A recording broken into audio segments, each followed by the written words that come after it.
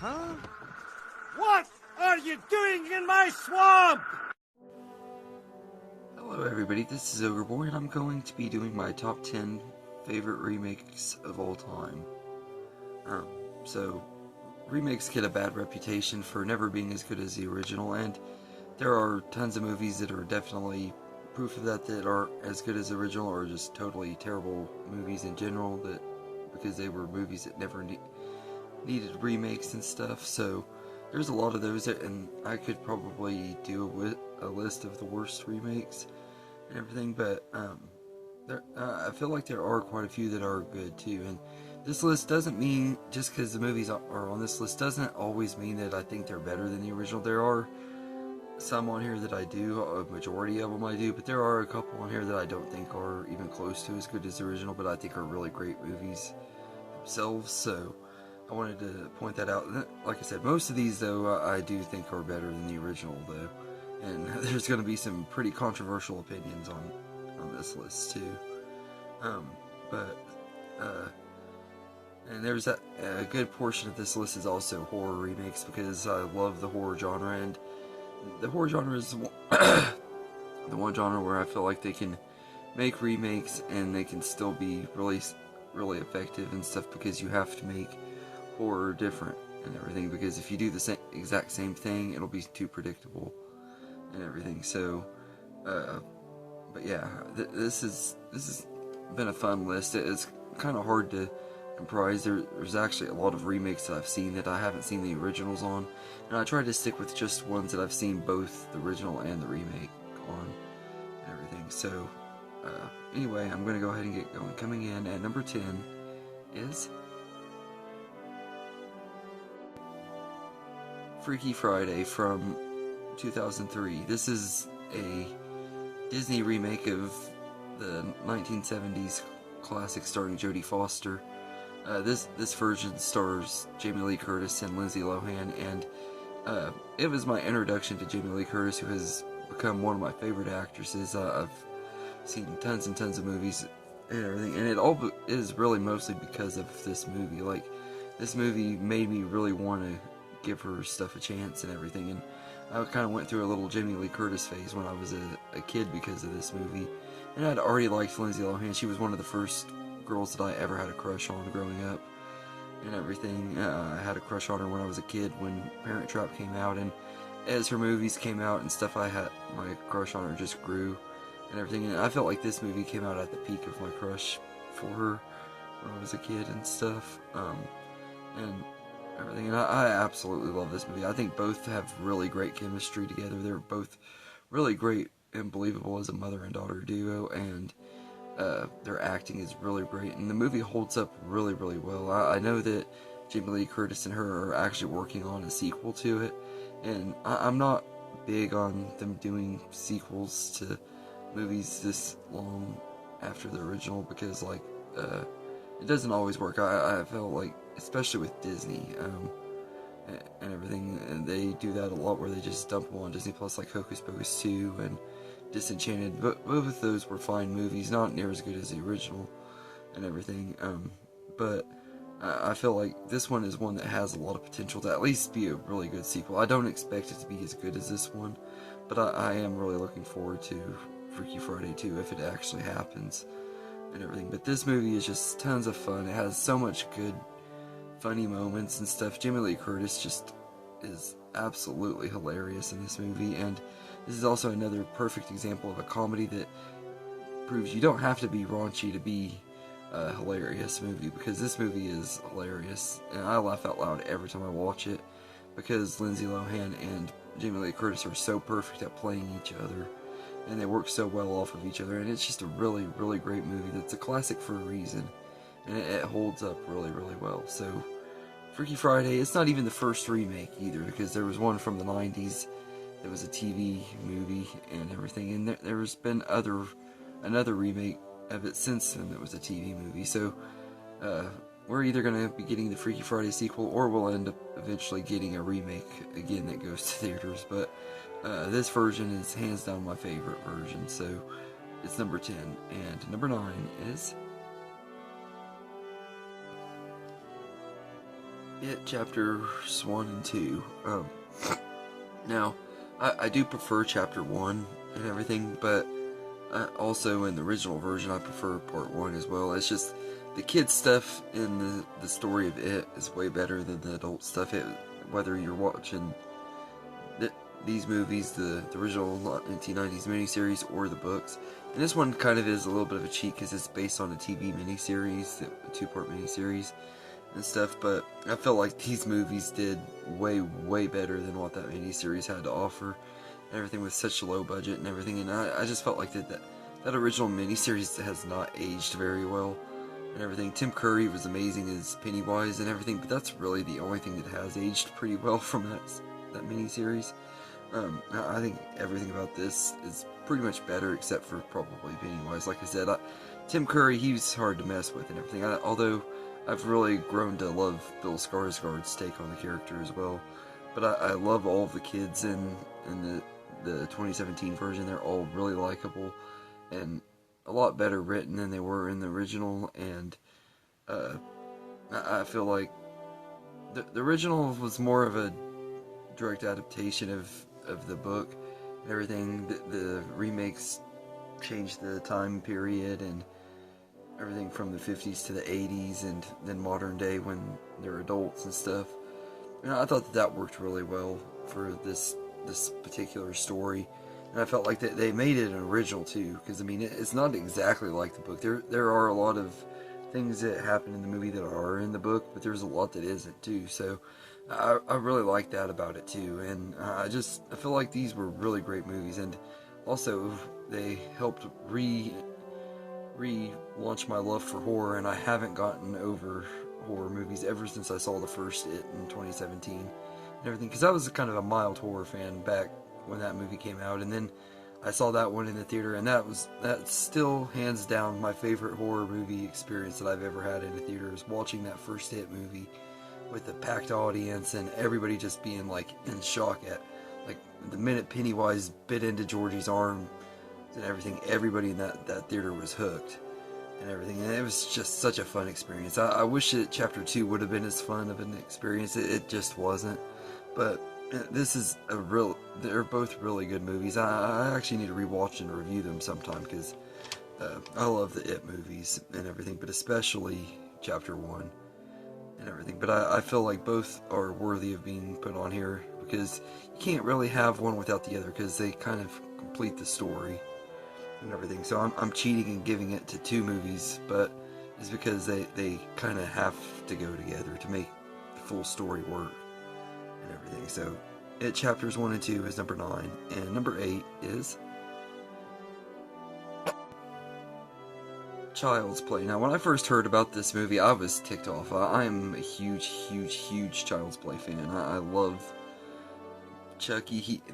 He's my favorite horror villain. The Child's Play franchise is my favorite horror franchise, although I do debate sometimes about Friday the 13th, but there's no way I could say that Child's Play isn't better, because they just have a better consistency with story, and they're still going strong. That they haven't booted the main timeline and stuff. This doesn't really even feel like a full remake of that original Child's Play movie. It's more like they took the name of Child's Play and some of the characters and stuff and added it to this whole new story and everything. And this feels more like it's like a kind of like a more grown-up version of like Small Soldiers than it does a remake of the original Child's Play. They use this AI doll instead of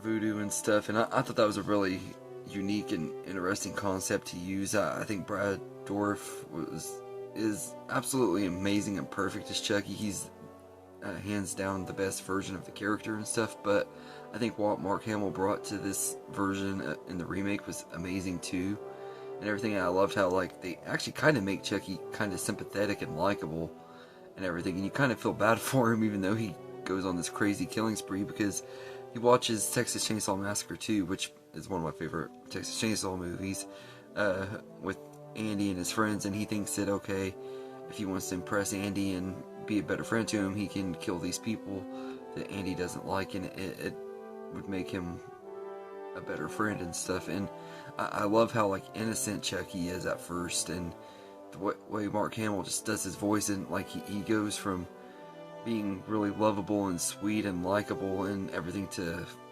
becoming this evil, creepy character and stuff. And Mark Hamill is just so perfect as this version and everything. And when I heard that he was doing the voice of Chucky and everything, I was like, I'm at least interested. I'm at least going to give it a shot for Mark Hamill and everything, because I've always felt like he's very underrated outside of Star Wars and everything, especially when it comes to voice work. He's a really great voice actor and everything. He's my personal favorite version of the Joker, and he was absolutely amazing as Chucky and everything. But I think all of the cast were great in this movie. I think everybody played their roles really well, and none of them are like the characters in the original. So this doesn't even really feel like a remake. It just feels like a movie that slapped the Child's Play name on it to get people to want to see it and everything. They could have called that doll something else other than Chucky, and it would have felt like a totally different movie. But for what it is, I really love this movie. I think Child's Play 2019 is a very, very underrated movie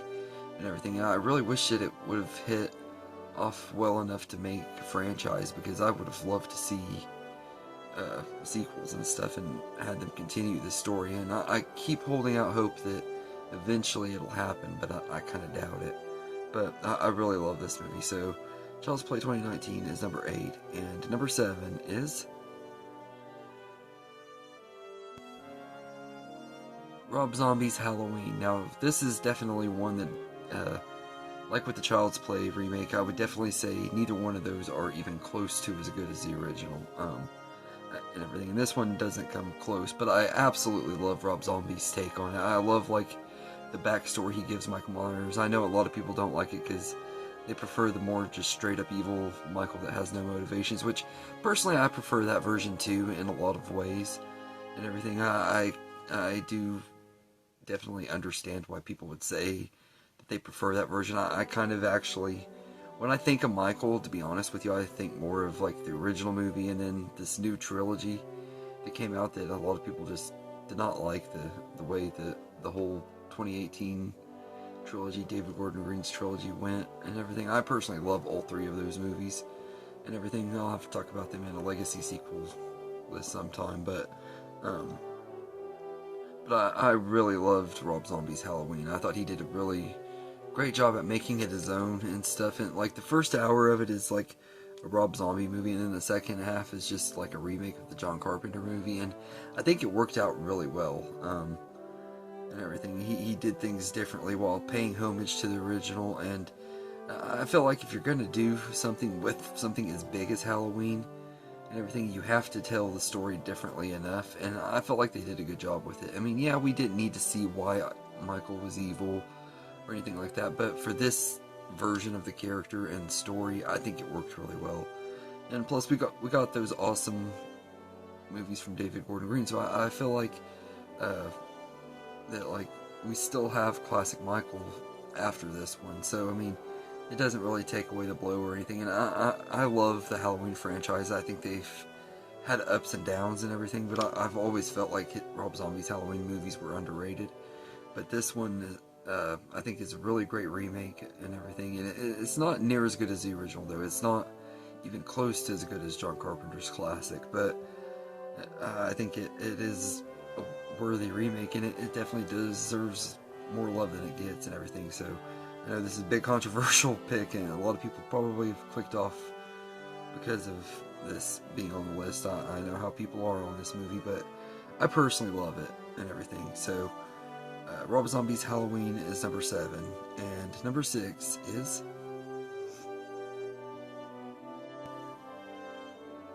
The Jungle Book from 2016. Now, I've seen pretty much all of the live-action Disney remakes and everything, and some of them I think are okay, and everything. This is the only one that I think is actually a masterpiece and a great movie. Like, the original Jungle Book is my favorite Disney movie of all time, and everything. That's another one that it's kind of a controversial opinion. Most people wouldn't say that the original one is even one of their favorites, but it's one that I've loved ever since I was a little kid. And when I first heard they were doing a live action version and everything, I was like, oh, please no, because the live-action Alice in Wonderland was disappointing, and I felt like when this one came out, the remakes were just kind of starting to become the trend and everything. There had been Maleficent and Cinderella before, but the remake trend really kicked off with this movie, because this was the one that was like hugely successful after Alice in Wonderland and everything. And I remember when it came out, everybody was talking about it, and I was like, yeah, I don't know.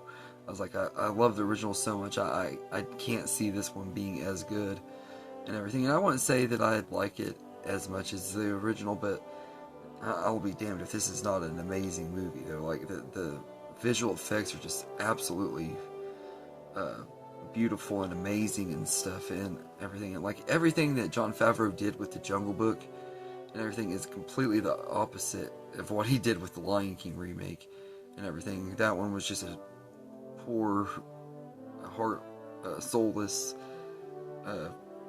shot-for-shot remake of a masterpiece that couldn't be topped anyway. And I didn't think that the Jungle Book could ever be topped, but they told the story in such a refreshing way that I think that this movie was definitely an instant classic from the minute it came out. And I'd go as far to say that it's almost as good as the original, and there's not very many of them that I could say that on. The only one that I might be able to say I like more than the original out of the live-action remakes is Dumbo, but I didn't like that enough to put it on the list. I honestly feel like this is the only remake that they've made that has been worthy enough to be put on a list of that good of movies, because this is the only live-action Disney remake that I really think is like a truly great movie. It's one that I just absolutely love, and I really wanted a sequel to it. I don't know if I really do now, because it's been long enough, although I kind of wouldn't mind maybe doing another sequel, wait a few more years and everything, have them bring Mowgli back as an adult and stuff, see what they could do with him. I don't know what they could do with it, but we'll see. I don't think that Jungle Book is going to get a sequel, though, although it might, because Disney's about to go high into sequel mode right now, because nobody wants original properties and stuff. So sequels and remakes are about to really be kicking up and taking off in Hollywood, not just at Disney, but everywhere. But Disney's the company that'll get the most flack for it, even though it's all the studios that are going to be doing it. But Jungle Book is one that I really look forward to rewatching every time I rewatch them, and just thinking about it makes me want to rewatch it. It's one of those movies that, just like the original, I've never gotten tired of it. I think I like it more every single time I watch it and everything. And it's just felt like it was because Jon Favreau had a vision of what he wanted to do with a Jungle Book remake, and he made it his own, and he did it so damn well and everything. And I absolutely love this movie. It's one of my favorite movies that Jon Favreau directed as well. And he's one of my favorite directors, although he's had a couple of misses. Like, I wasn't big on Cowboys and Aliens, and I can't stand the Lion King remake, but this one is definitely a masterpiece, and one of his best for sure. So, The Jungle Book is number 6, and number 5 is The Texas Chainsaw Massacre from 2003. Now, this is definitely another one of the ones that I don't feel is as good as the original. I think it's a really great movie and stuff, and I really enjoy it, but I wouldn't say it's quite as good as the original, but it's definitely one that I really love, because kind of like with the Child's Play one, it has a similar premise, but that's really about it. It's not really exactly like the original or anything. There's a few shots here and there that pay homage to the original and everything, but this does feel like its own type of story and everything, with Leatherface thrown in and everything. And I think this has the best version of Leatherface. I know a lot of people would say, or at least since the original. I debate whether I like I think his name's Andrew Benarski. I really debate whether I like him more than Gunnar Hansen or not as Leatherface, because Gunnar Hansen was just amazing in the original Texas Chainsaw Massacre, but I'm not a big fan of the Leatherface character and stuff. I love the brutal version in this movie, and Arlie Ermey is just absolutely amazing here, although he shines even more in the prequel that came out a few years later. But I feel like this is a really good movie. It's one of the best entries in the Texas Chainsaw Massacre franchise and everything. I don't feel like any of the movies that have came out since this one or the beginning have been as good. Like Texas Chainsaw 3D and Onward have not been as good as these movies, but and I think the prequel is really great too. And in some ways, I think it's even better than this one. But I do love this movie, and I think it's a very, very great remake and everything. So the Texas Chainsaw Massacre is number 5, and number 4 is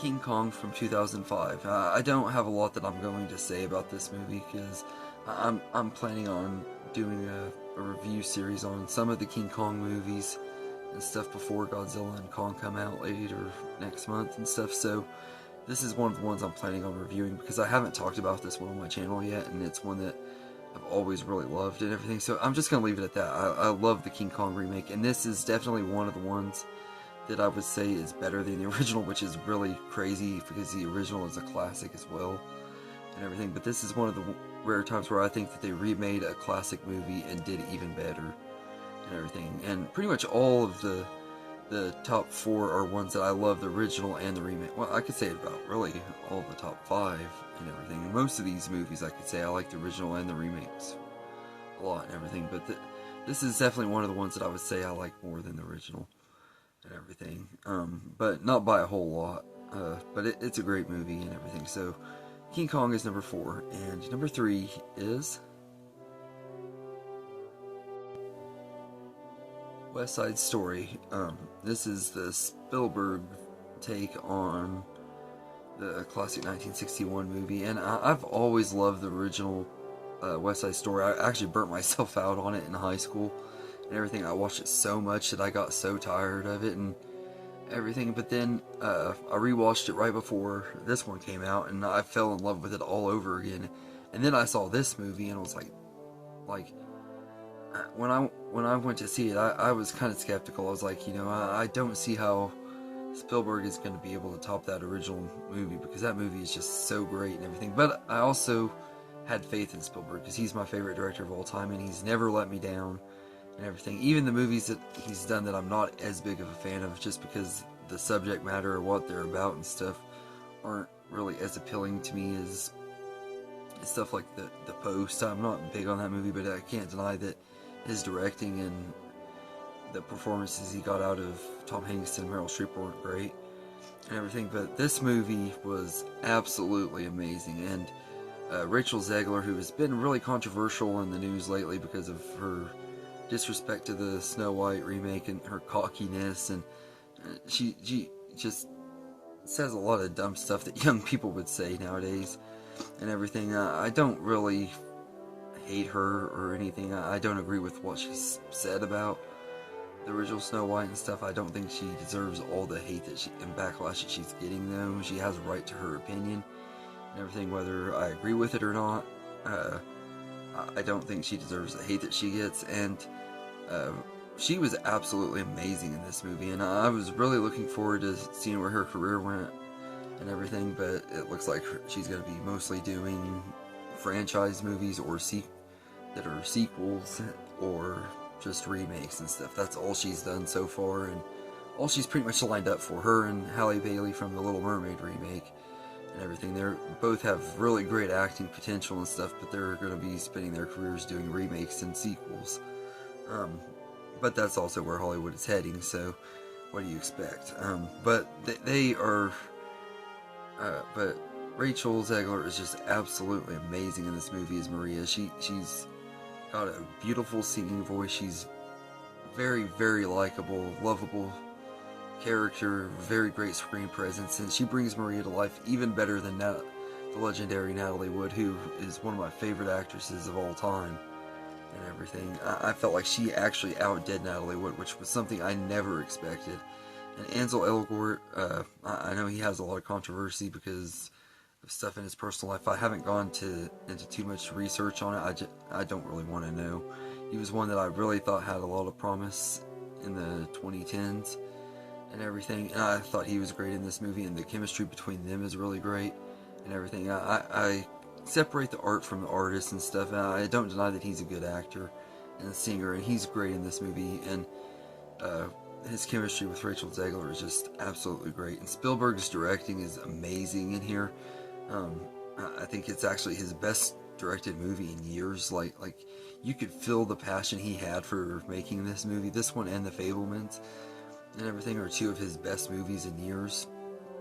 And it's sad this one did not get the credit it deserved. It kind of came and went. It was released around the same time as Wonder Woman 84, and during the, or no, not Wonder Woman 84, what was it that came out? It was out, like, against some other stuff, Spider-Man No Way Home, that's what it was, and everything, which, I do understand why that movie did better, and everything, but West Side Story is just such an amazing movie, and every time I watch it, I just feel like this is one that I'm going to love even more every time, and it has potential to move up to number 2 and everything, but I really love this movie, and it's another one that just talking about it, kind of like with Jungle Book, makes me want to watch it and everything. I love this movie, and I think Spielberg did such an excellent job. It's like if you're going to remake a classic, get Spielberg to do it, because he knows what he's doing, and he knows how to make a classic and everything, and an instant classic out of a remake of an already classic movie and everything. And he did this movie really well and everything. So West Side Story is number 3, and number 2 is Charlie and the Chocolate Factory. So I know a lot of people probably are like, what the hell?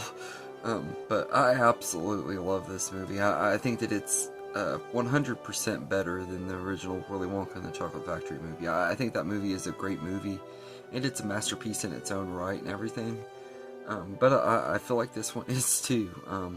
I am a big fan of the book, and I feel like this one follows the book better, although they do add some backstory to Willy Wonka's character that I know a lot of people don't get and everything, like the whole relationship with his father, and Willy Wonka is really weird in this, but he is really weird in the book too, and everything, but I personally, this is where I know a lot of people are going to be like, you've lost me, and stuff on, and everything, and I apologize in advance for triggering some people, because I know how people are about this, but I personally feel like Johnny Depp is way, way better than Gene Wilder as Willy Wonka.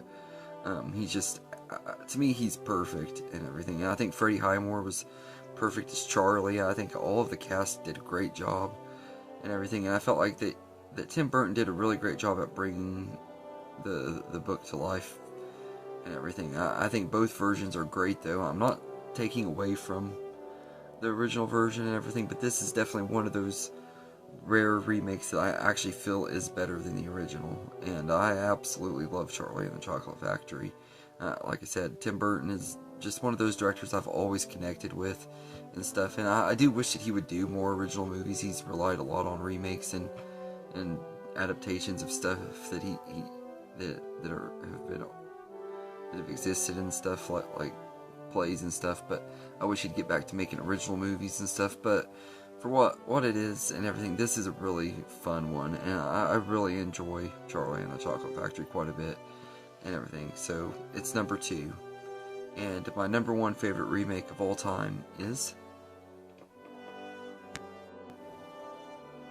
Hairspray from 2007. I just absolutely love Hairspray. I think it's a really, really great story, great acting. Everybody in here is great. Nikki Blonsky especially is Tracy Turnblad is just perfect casting and everything. I had hoped that her career would have taken off and stuff, but fortunately she never really took off after this movie and everything. I think she has some controversy too with she had some drinking problems and stuff, I think, but I thought she was great in this movie. John Travolta as her mom was excellent and everything. I know he was a controversial casting choice, but I thought he was great, and Christopher Walken was great, Zac Efron, Elijah Kelly, Queen Latifah, Michelle Pfeiffer. There's just so many great stars in this movie, and they all just, everybody who all these big stars, they all brought something with their characters and everything, and they all just were perfectly cast. The music is just so great in here. I love all the songs in here. and it's one of those that I've had the soundtrack on repeat off and on throughout my life ever since this movie came out. And also it plays a special place in my heart because I saw this movie with my best friends. It was the first time we had gone. It was one of the first movies we ever went to see together and stuff, and it was one that I've rewatched with both of them a few times over the years and stuff, and so I kind of have a special place in my heart because of that too. It came out during a pivotal summer of my lifetime and everything, and it just, I love this movie and everything. So Hairspray is easily my favorite remake of all time and everything. So anyway, thank you guys for watching. I know some of these are controversial picks and everything, and like I said, only a few of them I think are actually better than the original. There's some that I don't think are as good, or that I think are almost as good, but not quite as good and everything. But I think all of these are really great remakes, and there are other ones that I didn't mention, like The Fly and The Thing, both really great movies that, The Fly I've only seen once, and I don't remember it very well. It was when I was like 10 years old and everything, so I didn't have enough of a rewatch experience or anything for me to really say, and I don't know if I've ever seen the original with Vincent Price.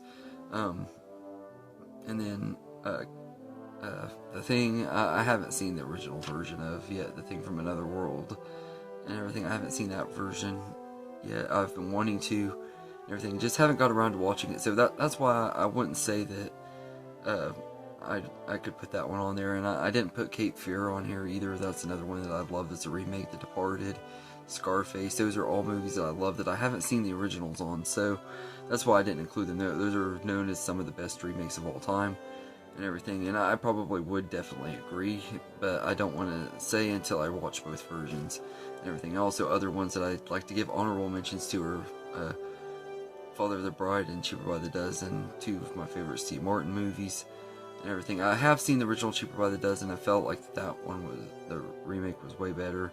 Part of that's childhood nostalgia and stuff. I haven't actually watched the original since I've grown up and everything, so that thought could change and everything, but I wanted to give those honorable mentions and stuff. But yeah, so anyway, let me know in the comments what your favorite remakes of all time are, and I might do a top 10 worst remakes of all time. I'm gonna have to think about it and stuff, figure out which ones I want to put on there.